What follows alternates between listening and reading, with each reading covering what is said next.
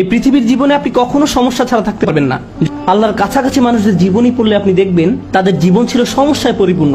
যখন মানুষ আপনাকে বলতে থাকে আল্লাহ তোমাকে অপছন্দ করেন, তাই তোমার জীবনে এসব ঘটছে, বিপরীতে আপনিও ভাবতে শুরু করে দেন আল্লাহ মনে হয় আমাকে শাস্তি দিচ্ছেন। আমাদের সবারই জীবনে কোনো না কোনো সমস্যা রয়েছে যা আমাদের শান্তিতে ঘুমাতে দেয় না। আর আমরা ভাবতে থাকি ওহ ভাই, যদি এই সমস্যাটা চলে যেত অনেক ভালো থাকতাম। কিন্তু জানেন কি হয়? যদি এই সমস্যাটা চলে যায় পরবর্তীতে আরেকটা এসে হাজির হয়। আর যখন নতুন সমস্যা এসে দেখা দেয় আপনি ভাবেন পূর্বের সমস্যাটা আরো সহজ ছিল। এটা তো অনেক বড় সমস্যা। আপনি যদি আল্লাহর উপর ভরসা রাখতে পারেন আল্লাহ আপনাকে কি দিবেন? তিনি আপনার সমস্যা শেষ করে দেন না। এই পৃথিবীর জীবনে আপনি কখনো সমস্যা ছাড়া থাকতে পারবেন না। যদি সমস্যা চলে যেত তাহলে ইয়াকুব আলাইহিস সালামের জন্য আমাদের তুলনায় অনেক আগেই সেটা দূর হয়ে যেত। যদি ঈমান থাকার মানে হয় আপনার কোনো সমস্যা থাকবে না, তাহলে মরিয়ম আলাইহিস সালামের কোনো সমস্যা থাকা উচিত ছিল না। রাসূল সাল্লাল্লাহু আলাইহি সাল্লামেরও কোনো সমস্যা থাকার কথা ছিল না। আল্লাহর কাছাকাছি মানুষদের জীবনী পড়লে আপনি দেখবেন তাদের জীবন ছিল সমস্যায় পরিপূর্ণ, বড় বড় সমস্যা। আর আপনি শুধু এই সমস্যাগুলোর কথাই পড়ছেন। আপনি পড়ছেন তারা কিভাবে একটা সমস্যা থেকে আরেকটা সমস্যা জীবন অতিবাহিত করে গেছেন। আল্লাহর একজন মহান রসুল ছিলেন ইউসুফ আলাইহিস সালাম। তার জীবনের দিকে তাকালে দেখবেন ছোটবেলা থেকেই তিনি সমস্যায় আক্রান্ত ছিলেন। তাহলে আমি এই প্রশ্নটি বারবার করছি, আল্লাহ তাহলে আপনাকে কি দিচ্ছেন? আপনার জীবনের অতি ভয়াবহ সমস্যার সময় যখন আল্লাহর উপর পূর্ণ বিশ্বাস রাখেন, এর বিনিময়ে আল্লাহর কাছ থেকে কি পাবেন? যখন মানুষ আপনাকে বলতে থাকে আল্লাহ তোমাকে অপছন্দ করেন, তাই তোমার জীবনে এসব ঘটছে, বিপরীতে আপনিও ভাবতে শুরু করে দেন আল্লাহ মনে হয় আমাকে শাস্তি দিচ্ছেন, তাই আমার জীবনে এসব বিপদ আপদ ঘটছে।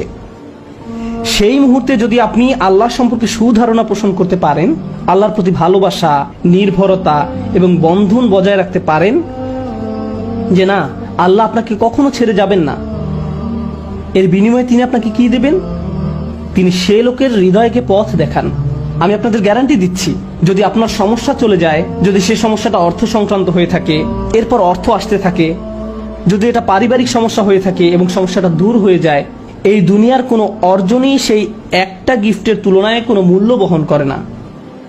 আর সেই একটি গিফট হলো ইয়াহদি কলবাহু, তিনি সে লোকের হৃদয়কে পথ দেখান। আপনার অন্তরে প্রশান্তি থাকবে। জীবনে যাই ঘটুক না কেন আপনার মুখে তখনও হাসি থাকবে।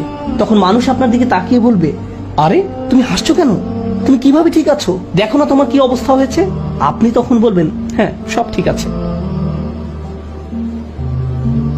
যদি আপনি এই আচরণ রপ্ত করতে পারেন, এমন অনেক মানুষ রয়েছে যাদের টাকার কোনো অভাব নেই, তারপরেও তারা ঘুমাতে পারে না। আপনার কল্পনায় যেসব কিছু মানুষের জন্য সুখ নিয়ে আসার কথা তার সবই তাদের আছে, কিন্তু তবু তাদের মানসিক শান্তি নেই। তাদের নেই সেটা। তারা নিজেদের উপর খুশি নয়, বিভিন্ন রকম ড্রাগ এবং মদ পান করে, বাস্তব দুনিয়া থেকে নিজেদের সরিয়ে রাখে। তারা বাস্তবতার মুখোমুখি হতে পারে না। অন্য মানুষরা তাদের ভিডিও দেখে বলে ওয়াও, তাদের বাচ্চাদের দোলনাটা কি সুন্দর, তাদের গাড়িটাও কি চমৎকার, আমরাও এগুলো চাই। ইয়া লাইতালানা মিসলা মা উতিয়া করুন, ইস কারুনের যা আছে আমার যদি তা থাকতো। বসের মতো জীবন। পক্ষান্তরে আপনি যদি আল্লাহর দিকে ফিরেন, তাহলে তিনি আপনাকে এমন কিছু দান করবেন যা কোনো টাকার অঙ্কে কেনা সম্ভব নয়। খ্যাতি বা জনপ্রিয়তা যা আপনাকে দিতে পারবে না। আর তা হলো ইয়াহদি কলবাহু, তিনি আপনার হৃদয়কে পথ দেখাবেন। এটাই ঈমানের সর্বশ্রেষ্ঠ পুরস্কার। এটাই হলো বিপদে পড়ার সর্বশ্রেষ্ঠ পুরস্কার। এখন আলোচনার উপসংহারে এসে বলতে চাই, মানুষ অনেক সময় বিভিন্ন সমস্যা আটকে পড়ে। আপনি আটকে পড়েছেন, আমি আটকে পড়েছি। কখনো কখনো আমরা এখান থেকে মুক্তির কোনো উপায় দেখি না। ওই পরিস্থিতিগুলো হলো আমাদের আল্লাহর পক্ষ থেকে সর্বশ্রেষ্ঠ উপহার দেওয়ার একটা উপায়। ওই পরিস্থিতিগুলোতেই তিনি আমাদের অন্তরগুলোকে পথ প্রদর্শন করেন। আমরা যদি কেবল সেই পরিস্থিতিগুলো ব্যবহার করে আল্লাহকে পেতে পারি, আল্লাহর সাথে কথা বলতে পারি, এর জন্য আপনাকে আরবি জানতে হবে না, এর জন্য আপনাকে অনেক বেশি কোরআনও জানতে হবে না। জাস্ট আল্লাহর দিকে প্রত্যাবর্তন করুন আর বলুন, ইয়া আল্লাহ, আপনি তো সর্বশ্রেষ্ঠ পরিকল্পনাকারী। ইয়া আল্লাহ, আপনার মতো কেউ আমাকে ভালোবাসে না, কেউ আমার প্রতি আপনার মতো যত্নবান নয়। এটা কখনোই সম্ভব নয় যে আপনি আন্তরিকতার সাথে আল্লাহর নিকট হেদায়েত কামনা করবেন আর তিনি আপনাকে ফিরিয়ে দেবেন। আপনি যদি আল্লাহর কাছে একটা গাড়ি চান, তিনি হয়তো আপনাকে তা নাও দিতে পারেন। একটা বাড়ি চান, তিনি হয়তো আপনাকে তা নাও দিতে পারেন।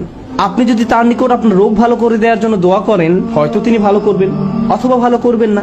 কিন্তু একটি বিষয়ে নিশ্চিত তিনি আপনাকে দিবেন, যদি আপনি আন্তরিকতার সাথে প্রার্থনা করেন, আর তা হলো হেদায়েত। তার সন্তুষ্টিপ্রাপ্ত বান্দাদের দলে চলার পথ, গাইডেন্স, তিনি আপনাকে এটা দেবেন। আর যখন তিনি আপনাকে এটা দান করবেন, তখন এমনিতেই অন্য সব সমস্যার সমাধান হয়ে যাবে।